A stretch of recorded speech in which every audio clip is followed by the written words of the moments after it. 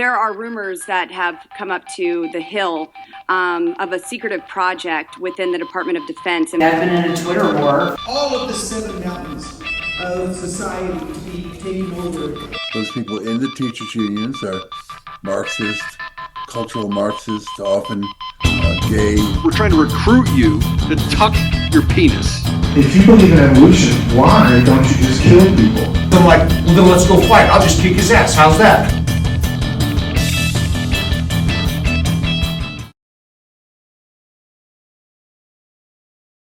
Welcome back to the Fever Swamp Review.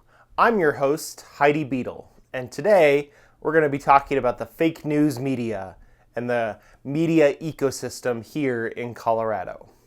Last week, I had the joy of logging on to a Zoom webinar from the Peak News to learn more about their new partnership with Colorado Springs School District 11 and some of their work that they're doing. The webinar was kind of co-hosted, right? It was hosted by Chaim Goldman, who's a local Colorado Springs media personality. He works for Salem Media, and he is the host of the Peak News radio program. And so he was kind of the MC of the whole thing. And then there was a presentation by William Federer. You might know William Federer as he's a board member of Andrew Womack's Truth and Liberty Coalition, the 501c4 that supports like super conservative candidates in politics and policy here in Colorado. They have like a live webcast where they discuss all the exciting culture war issues. Federer is also regularly kind of used, he's described as a historian. He's a regular kind of fixture on various, conservative kind of programs. He was most recently featured in Seth Gruber's anti-abortion film, The 1916 Project, alongside, Eric Metaxas and a host of other very normal, very credible people, right? And last summer, Federer actually went on kind of the speaking tour with Richard Harris, who is Truth and Liberty's executive director and kind of a wild guy, right? Believes a lot of very interesting things, supporter of Tina Peters and just like the fringiest of the fringe conservative politics. Richard Harris is there for it, right? So that's William Federer, and he gave this kind of presentation about the history of the media, and he talked about, all these different kind of, like he went back to the 1800s, right? Like he's very thorough. And at one point, it killed me because he had been talking for quite a long time. And then he was like, well, to really discuss things, we have to go back to the ancient Greeks. And it's just, dude is like David Barton on ketamine. And if you get that joke, you should probably just log off and stop doing things. But, very detailed, and he's kind of talking about the history of media, and he ties it in this kind of particularly sort of conspiratorial bent, right? With Edward Bernays, who's public relations kind of propaganda guy, and talking about how, the media is just used to sort of sway public opinion, and politics has been involved in kind of using the media,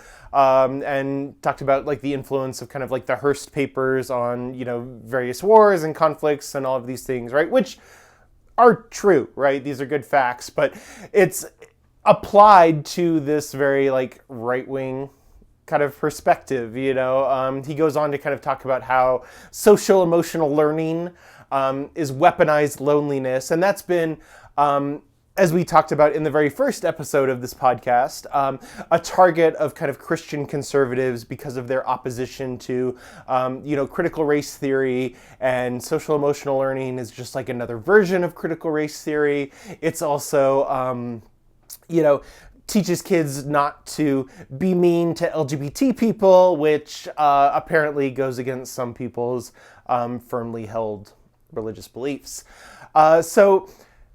He's gives this very long presentation, and then, Chaim kind of takes over and gives his discussion of Peak News and what it's all about. So we'll take a listen to this in Mr. Goldman's own words. So what is the role of media and journalism? What should we expect of it? What role does it play in society? Well, of course, to inform and educate the public, to serve as a public record, a daily accounting of what's going on in a community. This big one, act as a watchdog and an investigator. We really are, as I've taken on this moniker on the radio, the Watchman.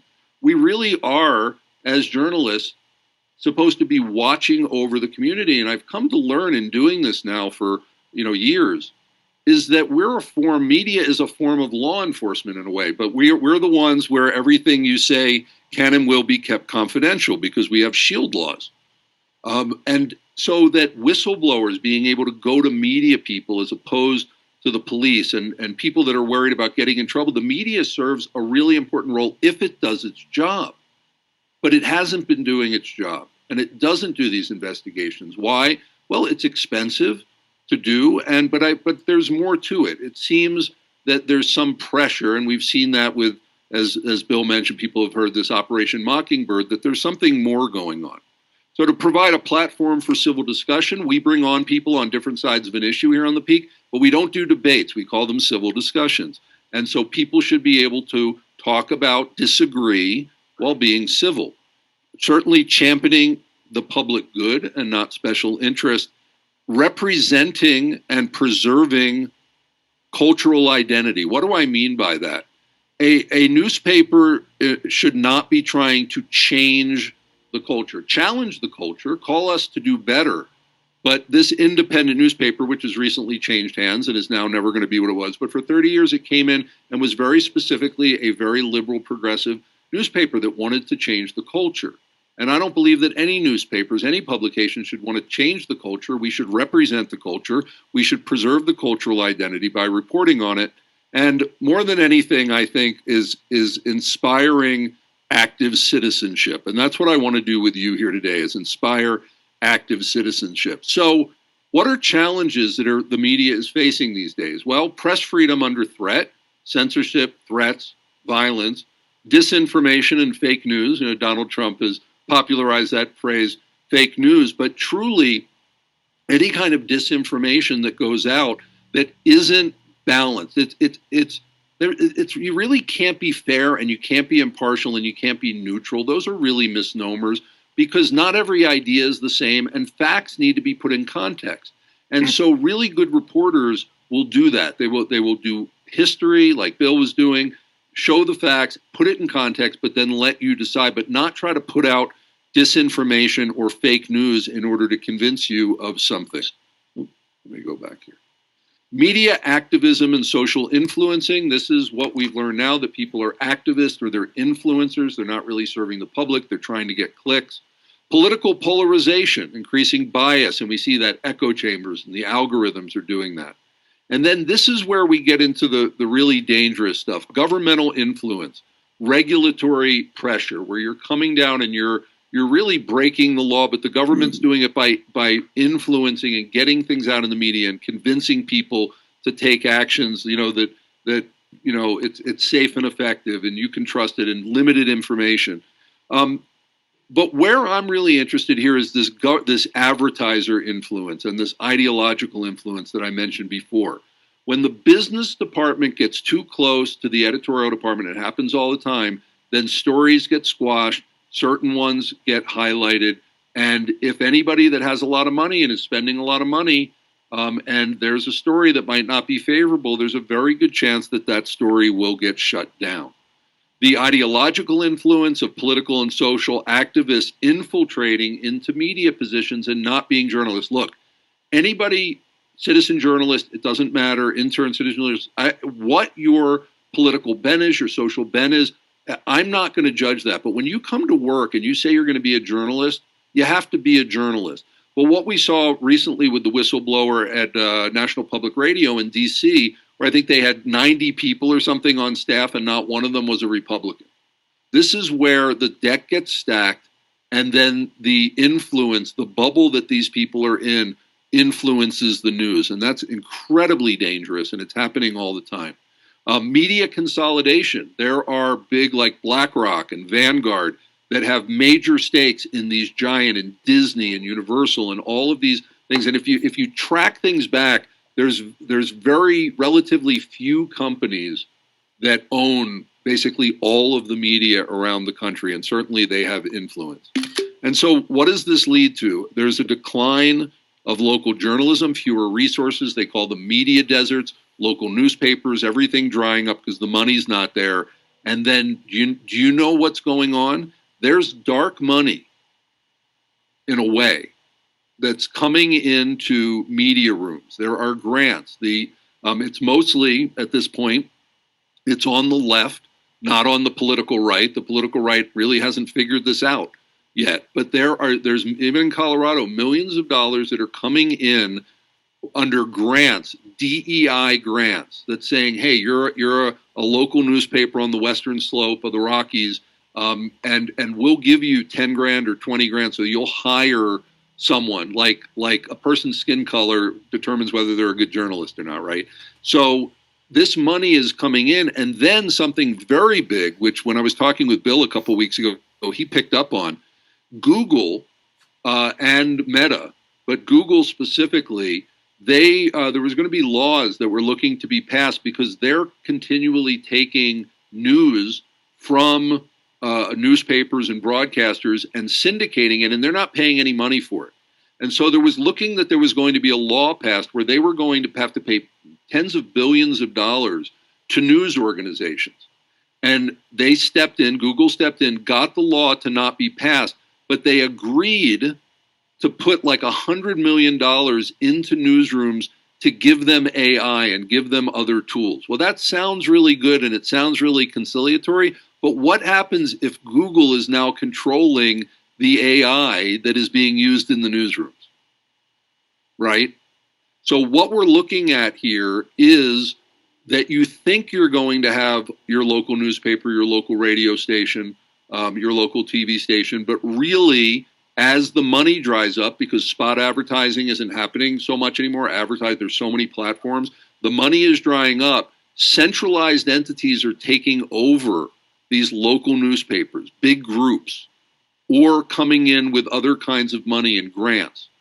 And so there's a danger that if we don't step in as a local community in your local area, that it's going to be owned and controlled by something that is outside, probably already is. The license holder may not even be, if radio stations are far flung. It's all getting nationalized. And that's really dangerous as far as I see.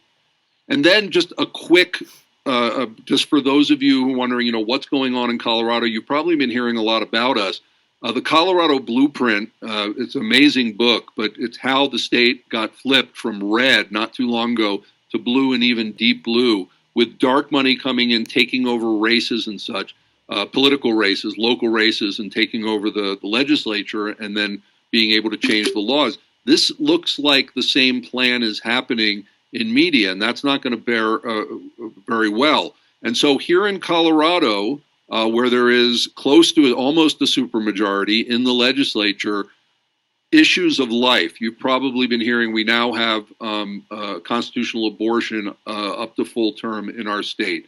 There are major seeming infringements on the First Amendment, on the Second Amendment, bills that just got passed in the 4 months of our legislature that got done. That we really are. There's a real danger. There's a real, and these, I'm sure they're being, they're lawsuits, they're being contested, but that takes a long time.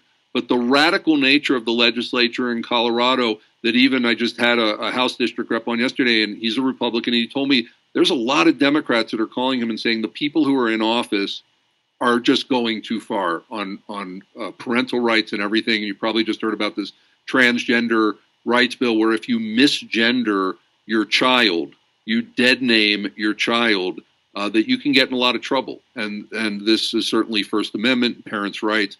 So a lack of unbiased ethical journalism of people really telling these stories and getting out there, plus a passive gospel-centered church. And what that phrase means is the church that says, we're not really engaging with society, we're just preaching the gospel.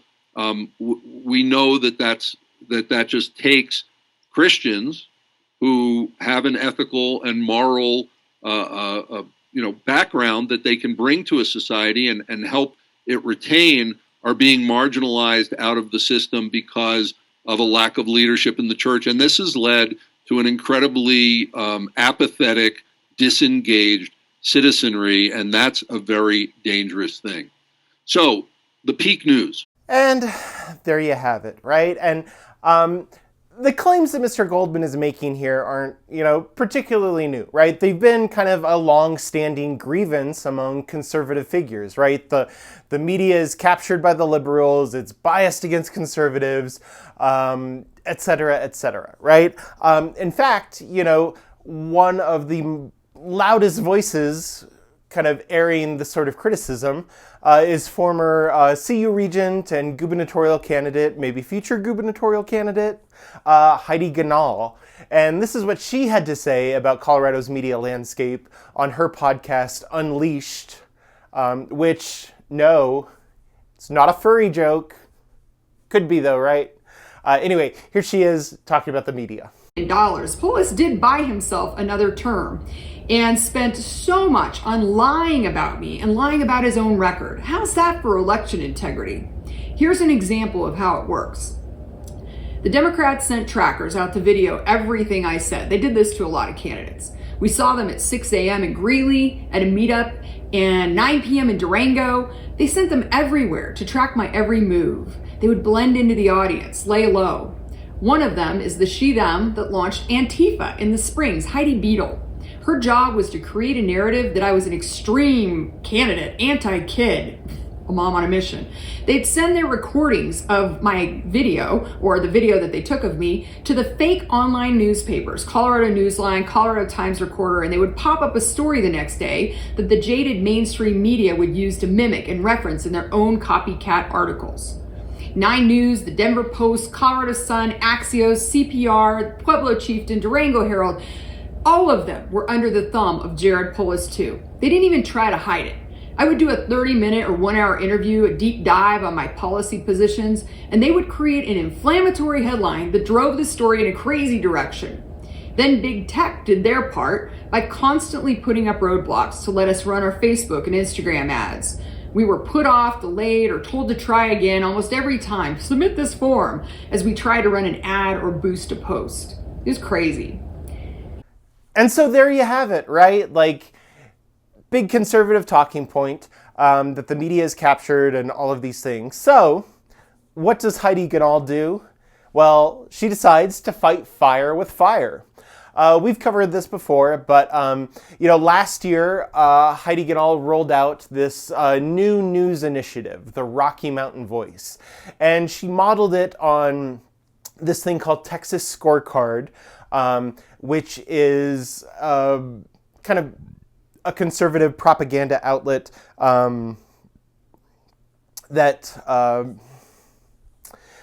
supports conservative causes. It's funded by a number of Christian nationalist kind of billionaires in Texas, and it's been part of, as Ganahl claims, Texas's plan to kind of retake the state and make sure that it is a conservative stronghold, which it is.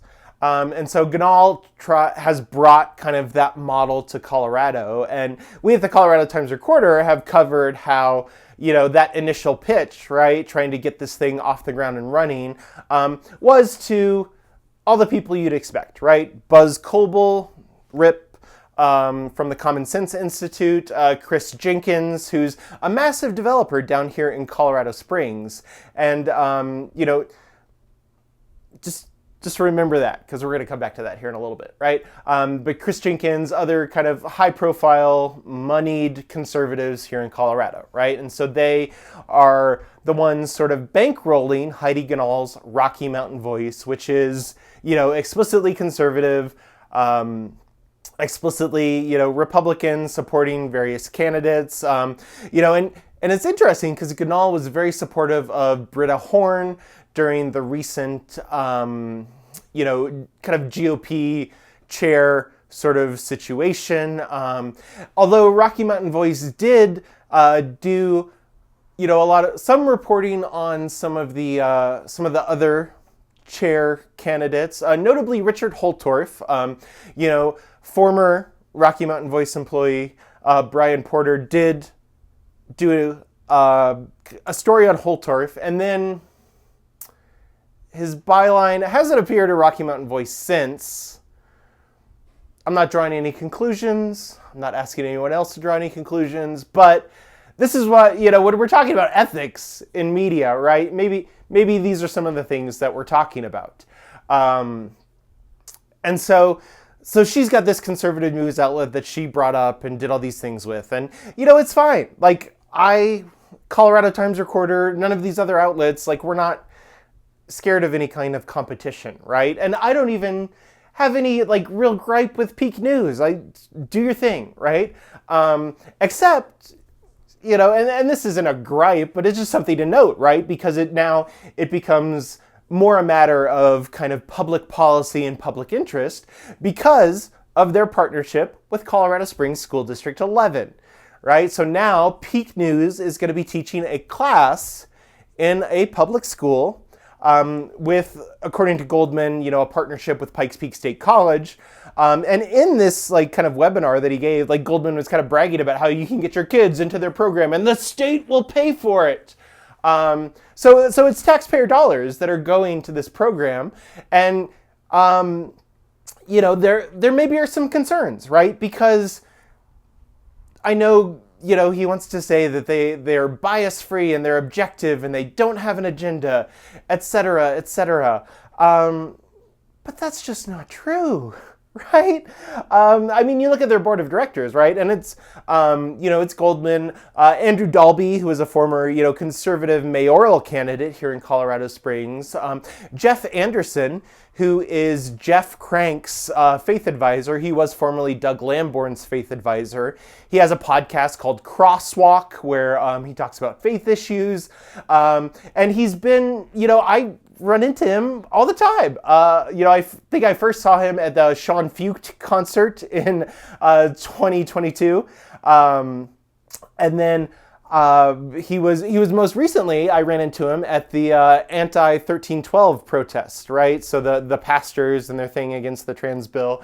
And he was there, with William Wolf and all of those other folks. This is not a non kind of partisan entity. And I covered kind of Peak News's fundraiser a few months ago, and they had kind of all these folks show up. Heidi Ganahl was there. Former, recently pardoned January 6th participants were there.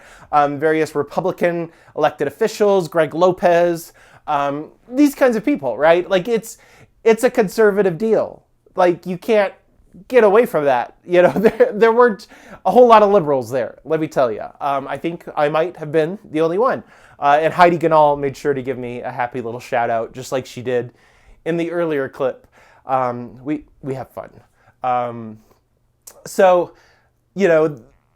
It's this explicitly conservative organization, and it's on Salem Media, right? Which is wild. How are you going to talk about ethics in journalism with Salem Media, right? Just to recap, right? Salem Media was behind Dinesh D'Souza's 2,000 Mules, the debunked kind of election conspiracy film that Salem had to, they were sued, they had to issue a retraction. You can't find 2,000 Mules anymore, right? Because they took it down.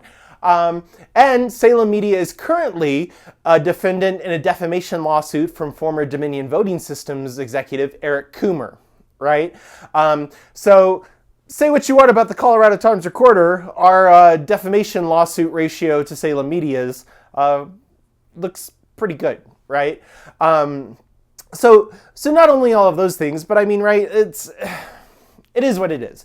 And so they're using this as a vehicle to get into public schools and to, receive public education dollars that they are going to provide an instructor, and that instructor will be paid.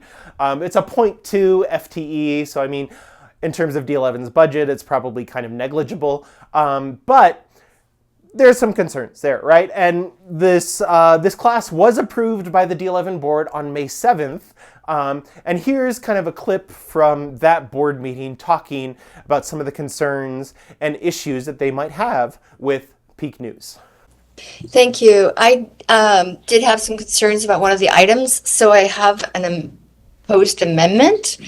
I move that the Board of Education approves the instructional, sorry, this is the wrong part. I move to amend the main motion by adding the words after removing the professional medium practicum 1 and 2 from the new course approvals and voting on those courses individually as a new action item, G9. So you're proposing a new motion at this time? I'm proposing an amendment. amendment Okay, so that we might separately consider that particular course. okay. Could you repeat the amendment again? Sure. My motion is to amend the main motion, so that would be the approval. So to amend the main motion by adding the words after removing the professional media practicum 1 and 2 from the new course approvals and voting on those courses individually as a new action item, G9. I sent that to the board yesterday afternoon. Okay, thank you, Director Ott. There is an amendment motion on the floor. I need a second. I don't hear a second at this time, Director Ott. So, Okay, thank you. the proposed motion doesn't move forward as such. Right. So we can discuss your concerns, what you have about the courses, if you have any additional questions at this time or concerns. Well, I do want to share my concerns then, Sure. and disappointment, because ideally we wouldn't have to wade into the technicalities and for my particular concerns. But I'll go for it. This course is proposed by a separate organization from the district. It would be the first partner proposed course in which the partnering organization teaches the course and offers work-based learning. And I appreciate the innovation behind this idea and the possibility of the hybrid program. But my concern is several things. One, the partnering organization is proposing the instructor, and it would appear that the principal of such a partnership would have to accept the partner proposed instructor as long as they can get their CTE instruction certification. There's no rubric, so we may be setting up our staff for a haphazard approach to approval of these proposed courses. There's no requirements that, it's my understanding, that they meet the standards we're teaching. One might assume they will, but we don't have the assurance. There's no guidance as well to decide how this course would fit in with currently offered classes or the classes we have with existing partners, such as Pikes Peak State College, which does offer numerous journalism classes. In this particular case, this is a journalism ethics class and practicum. Pikes Peak State College already offers that kind of class. We don't have any curriculum for the course to approve. And finally, the internship opportunities don't appear to be defined beyond this one news organization. And to me, that's concerning because this particular news organization admits to and encourages its what might be considered a bias in its own programming. And if students' values don't align with that, my concern is that they're, in a internship, work-based learning environment, they may not get the promotion or the opportunities other students might have. And we don't have the other internship possibilities set up, other collaborations with other organizations to ensure those internships would succeed. So I was asking for a separate vote so that we could avoid holding up the other proposed courses, but obviously the board chose not to. So thanks for hearing me out. Thank you. Thank you for the feedback. Superintendent Ganahl, is there anybody in the district that can answer some of the concerns. I think some of these questions were answered in the email that came to the board. The district believes it's answered these questions, so I'm awaiting more direction from the board if Okay. there's further debate. Okay, so my understanding is that this class is going to teach objective journalism, radio broadcasting, and ethics regarding to journalism without exposing our student to any specific ideologies. Would that be a fair correct. statement? Okay, and this will fall under our CTE program, and the person that is going to be teaching this class will have to acquire a CTE license if he or she doesn't have one already. Dwayne, can you answer that? Good evening, board members. Yeah, the practice of hiring an outside teacher, they would have to have a CTE license in multimedia. That's the same license that we require of any other CTE teacher. It's a full license under the state of Colorado, so it would fully authorize them. And then we would independently contract with them for a .2 is what we would anticipate the need to be. Okay. This is not something that is unique. We do have these type of contracts with CTE teachers on a contract basis who come and teach our students.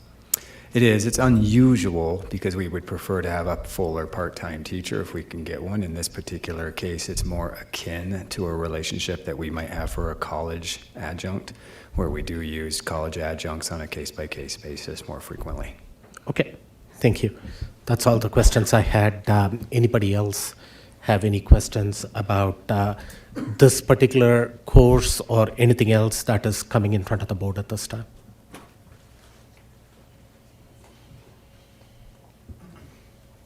Director Bankus, do you have a question? No. Okay, great. Seeing no further questions, the original motion is on the floor still, and that was to approve the instructional resource course revision and new course proposals together as a packet. That seconded, so I'm going to call a vote on that. Roll call, please. Director Bankus? Aye. Director Carey? Aye. Director Hafley? Aye. Director Jorgensen? Aye. Director Melpacum? Aye. Director Nelson? Aye. Director Ott? No. Thank you. The motion passes as presented. So there is, Board Member Juliot raising concerns about Salem Media, this conservative kind of media organization, and the board approves it, right? She is the minority, and as various people have reported on, myself included, D11's board largely conservative. And that is not by accident. A lot of what you would call dark money has gone into D11 school board elections in the past couple of cycles, right? And that money has also gone to, these kind of independent expenditure committees. They have kind of this anonymous pool of money from various donors, and then they can use that to pay for, mailers and consulting firms, most notably Daniel Cole's Cole Communications, right? And you have Cole Communications employee Joel Sorensen, who's also kind of an activist involved with, it used to be like D11 Achievement something, and then now it's D11 Momentum, and there's also D20 Kids in another school district where their candidates were running. But it's essentially kind of astroturfed activist groups from these conservative political consulting firms that are kind of doing all these things in support of these conservative candidates, who are also bolstered by large, donations from various people. And worth noting, right, there is kind of a solid connection between Dan Cole and Chris Jenkins, who is, for those of you who don't know, so Mr. Jenkins and his family run the company Norwood, which is it's the development firm in Colorado Springs, right? They own 70 or 85% of developable land. They're kind of everywhere. They do a lot. But Mr. Jenkins, in his personal capacity, right, not as a Norwood representative, but, is involved in a lot of political spending, not just Rocky Mountain Voice, but various campaigns and things of that nature. You can look him up on Tracer and you can see for yourself. And so there's a connection between Jenkins and Cole, and obviously the D11 school board, which now that they have this conservative majority, they've been racking up a number of kind of conservative wins, right? They've ended their contract with the teachers union, which is kind of a long-standing educational, conservative educational grievance. They've got this partnership with Peak News. In coming weeks, they're considering a ban on LGBT flags in classrooms and prohibiting transgender athletes from participating in sports in the gender that they identify. Kind of standard conservative school board playbook, right? And it's worth mentioning, right, in that fundraiser that Peak News held a couple months ago, Jason Jorgensen spoke at the event. He's a school board member. Parth Milpackham was there, and he was sitting next to Ted Mishi, who literally is the guy who writes like the conservative playbook. He gave this like giant presentation at a leadership institute training that I attended a couple years ago, just kind of telling everybody what to do and how to do it. And these are all things that the D11 school board has done, from replacing the superintendent to firing the communications people. They're just doing what the conservatives tell them, right? And that's politics, right? But it's at the school board level. And as we talked about in that very first podcast episode, very small voter turnout for these school board elections. And these are the consequences, right? And, pointing all these things out, right, it does not make me very popular. I did get some feedback on my story about this from Mr. Goldman. And he said, "Hi, Heidi. Just saw your article. I honestly don't appreciate it. Why don't you mention the fact that you've been on the show and that we've invited you to be a part of the project as a citizen journalist? We're happy to have anyone and everyone involved. You don't have to go after everybody that you personally disagree with when you write a news article, and you shouldn't, but you seem to feel you do. You keep bringing up the same old crap about people who are trying to do good for our community. They just don't happen to agree with you in many areas. Any chance for working together for the common good, not an agenda? That's the problem with the media that we need to rid our society of. Wish you tried to see the good what we're doing. I still invite you to work with us." So, and yes, I was on the show, right? I appeared in a segment sandwiched between Rich Guggenheim from Gays Against Groomers and the doctor from Do No Harm, the Anti-Trans Medical Association, right?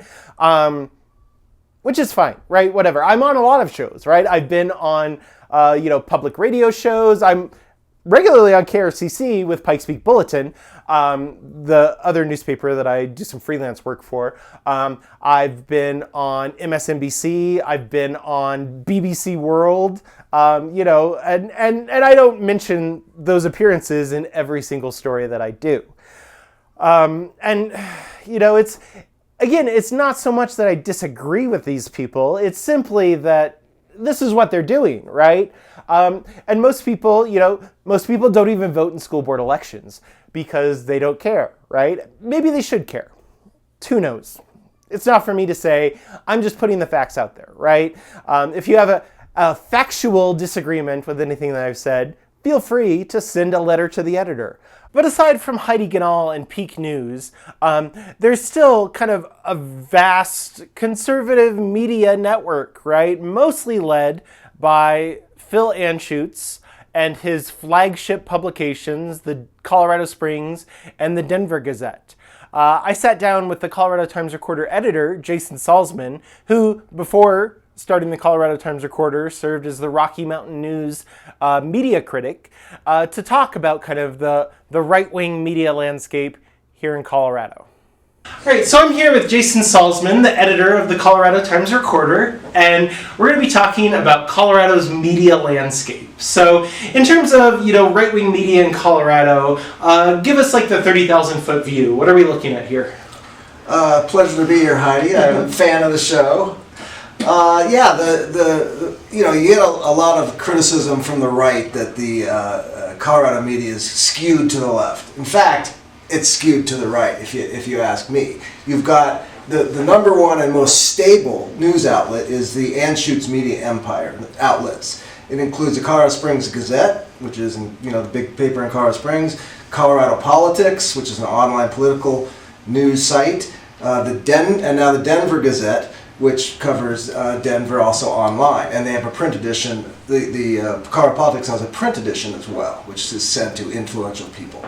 The paper is owned by Phil Anschutz, mega rich person, billionaire, who has a clear agenda to promote the Republican Party in Colorado. We've documented that not only is the editorial page, right as could possibly be under Wayne Lageson, but also that Phil Anschutz has stepped in to affect the news content of the Gazette and presumably some of his other outlets as well, and tilted it not only to support his business empire, which is of top importance to Mr. Billionaire Phil Anschutz, but also on the behalf of Republican candidates in Colorado. So there is no dispute that the Anschutz media empire is a right wing, promotes a right wing agenda, and is expanding at a time when the rest of the Colorado media is shrinking and is on very unstable ground. The Denver Post is owned by a hedge fund called Alden Global Capital. It owns a number of old legacy news outlets around the country, including the Chicago Tribune, where my daughter works. While it has been stable in recent years, as it bilks the baby boomers for subscriptions and runs a tight ship economically, or in the long term, everyone agrees they are milking the paper for profit and will eventually make it collapse. And so you've got, at the same time, the Denver Post is unstable. The experimental outlets like the Colorado Sun and even Denverite and others are on shaky ground. The Colorado Sun's community paper is called Colorado Community Media, had experienced layoffs in the last couple of weeks. They recently got bought by another company as well. Yeah, they were bought by the Colorado by the Sun as part of a trust, and then they had to sell those off to another company just recently. The other major media outlet or news outlet in Colorado, outlets in the state, are the local TV news outlets. Many fewer people, especially younger people, are not watching local TV news anymore. And by all accounts, that industry is in dire, increasingly in dire straits. It's not collapsing tomorrow, but you've seen in the last month layoffs at the this Colorado Springs KVOR station, and there's been layoffs at the Denver outlets as well. And then you've got around the state the rural local newspapers, which are in many ways the mainstay of democracy, right? They're holding small governments accountable and being a community bulletin board, a community discussion center for small towns. They are in deep trouble as well. Starting when classified ads, were eliminated because of the internet, and continuing, in different ways now. So overall, in terms of the ideological orientation of the Colorado media, you would have to say that they might argue that they have the Gazette publications, but the Democrats might have the Denver Post and the Colorado Sun or whatever. You hardly call the Denver Post, a liberal progressive newspaper. Yeah. Progressive Krista Kafer, right? Exactly. I mean, they've got a few folks maybe in the opinion page who could be considered progressive, but they endorse Cory Gardner, and they don't. It's owned by this hedge fund that's not going to allow them to go too far beyond the sort of liberal orthodoxy, right? So I mean, you had mentioned the Gazette's like editorial page and Wayne Lageson. Can you talk a little bit about some of the personalities that populate the page? I look at the bylines, and it's Jimmy Singenberger and John Caldera occasionally, and other contributors who have affiliations with like Focus on the Family. When we say they're like a conservative like editorial page, like how conservative are we talking here? Yeah, well, they endorsed Lauren Boebert. They endorsed Trump, and that says enough right there. The endorsements are crazy, and they don't just treat them as the traditional way of looking at an endorsement is it ignites discussion in the community, and that's actually how the Denver Post does it. They use their endorsements as a campaign weapon. They advertise conservative messaging, literally pay for their own advertisements to push it out. When Trump was speaking in Aurora, around the gang issue that they invented last year, they pushed out in advertisements images of alleged gang members at those apartment complexes throughout that month, leading up to Trump's speech and after. I mean, there's just a brazen, and that was right before the election, right? Brazen, electoral push that no one's held them accountable for, and they continue doing it despite some criticism by the Colorado Times Reporter. They actually ignored us. Yeah. The Colorado Times Recorder, obviously, if you look on social media, like according to various people, Kyle Clark and the Colorado Times Recorder are like the propaganda arm of the Politburo of the Communist Party here in America. But what's your response to folks who kind of try to label this criticism onto the work that CTR is doing and accuse us of having an agenda and that sort of thing? Well, we do. We are a nonprofit progressive publication, so we write about the stuff that progressives care about: environmental issues, homelessness, LGBTQ issues, guns, Medicaid, and then all the ways that touches the political sphere in elections. So we're not, we don't present ourselves the same way that the Denver Post and Colorado Sun does, and those people who attack us for that should look at that. It's on our about page. It's right there. So Kyle Clark. I mean, that.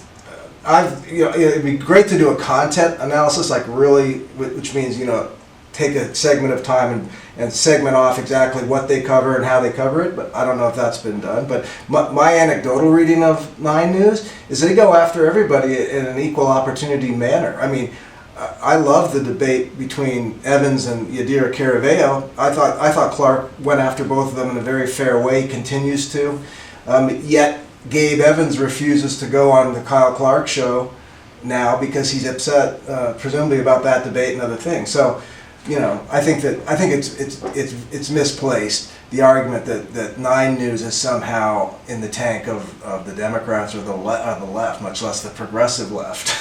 So, I mean, just look at how they treat the candidates in their debates and how they cover the news. It really is just not there. So you talked about Anschutz and his ownership of the Gazette. He talked a little bit, because Anschutz doesn't just do that, right? He's involved in quite a few different things. Can you speak to some of his other political activities? Yeah, I mean, this is the point.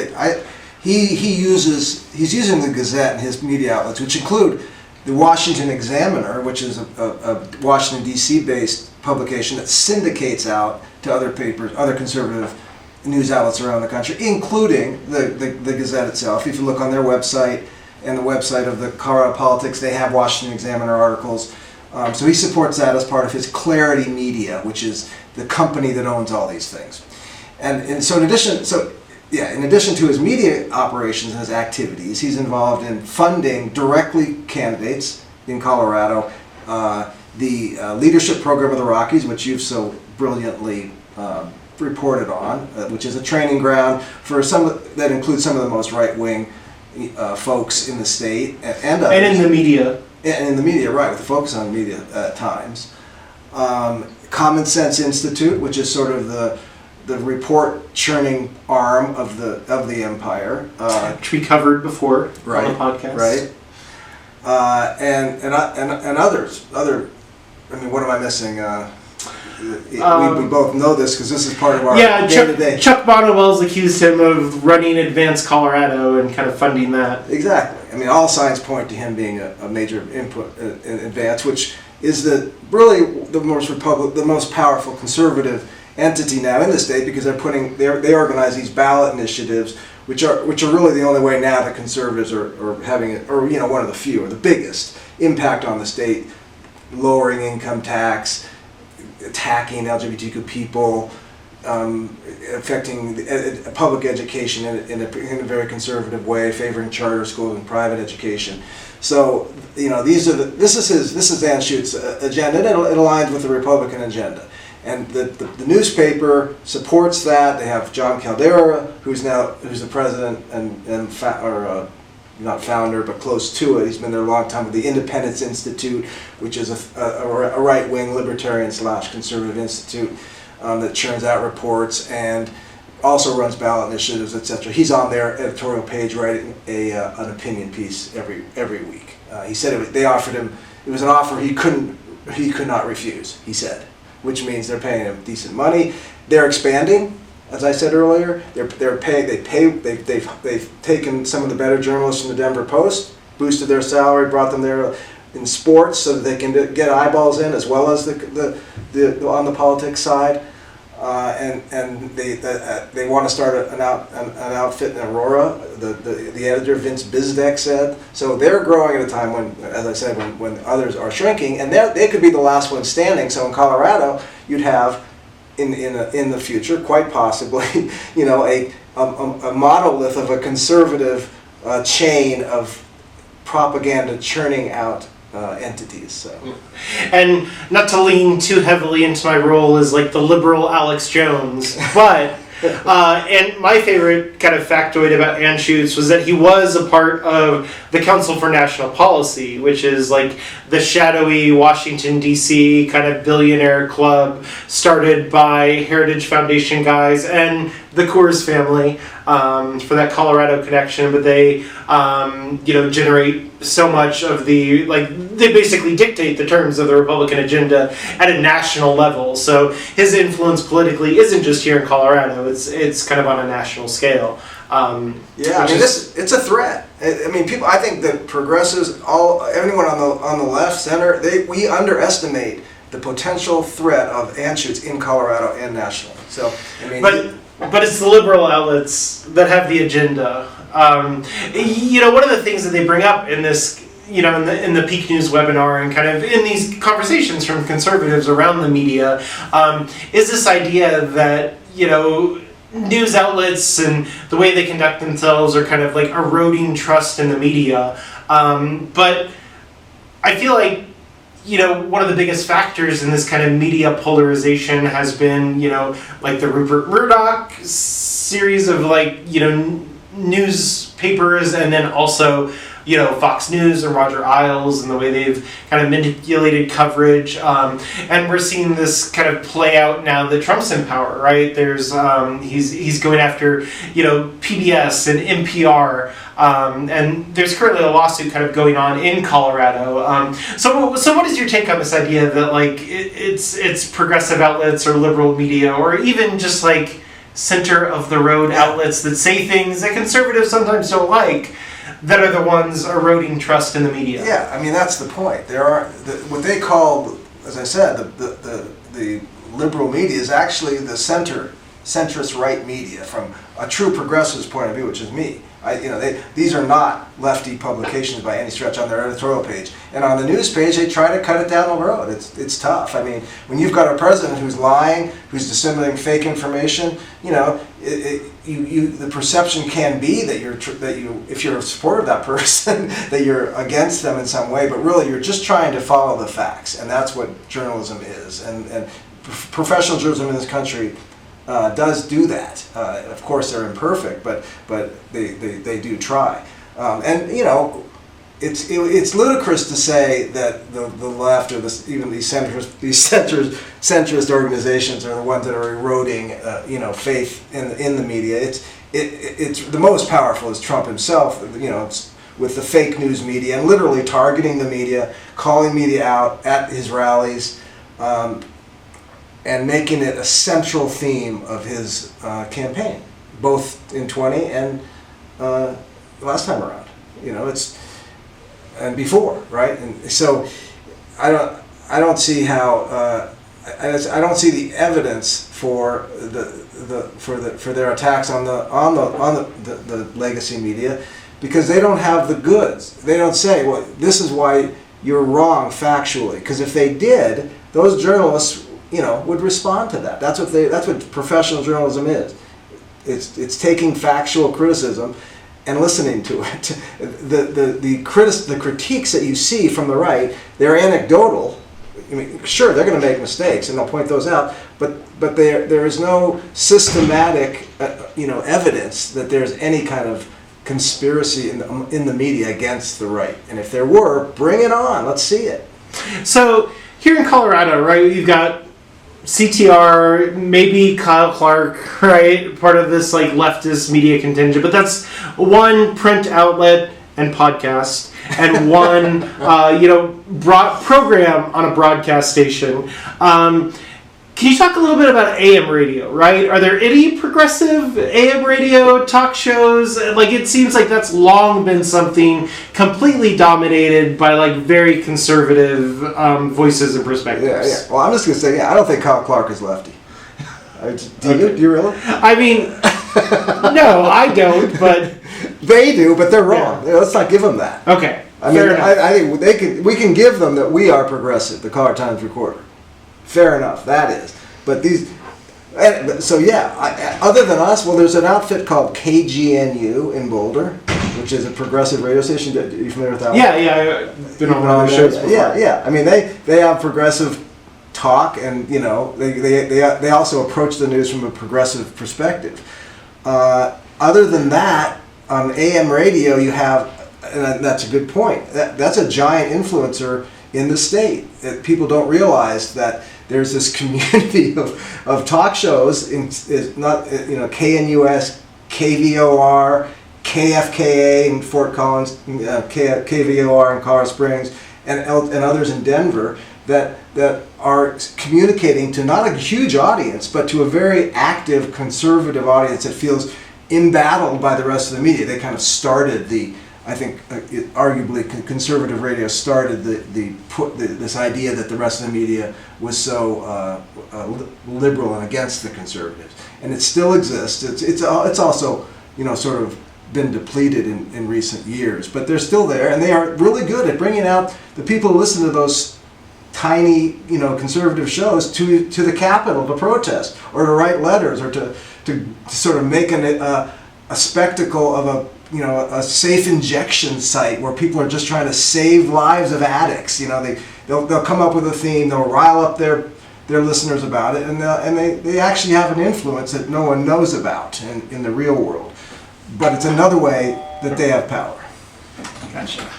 On that note, if you've enjoyed this podcast, even if you haven't enjoyed this podcast, please subscribe, please please leave us a little comment down below.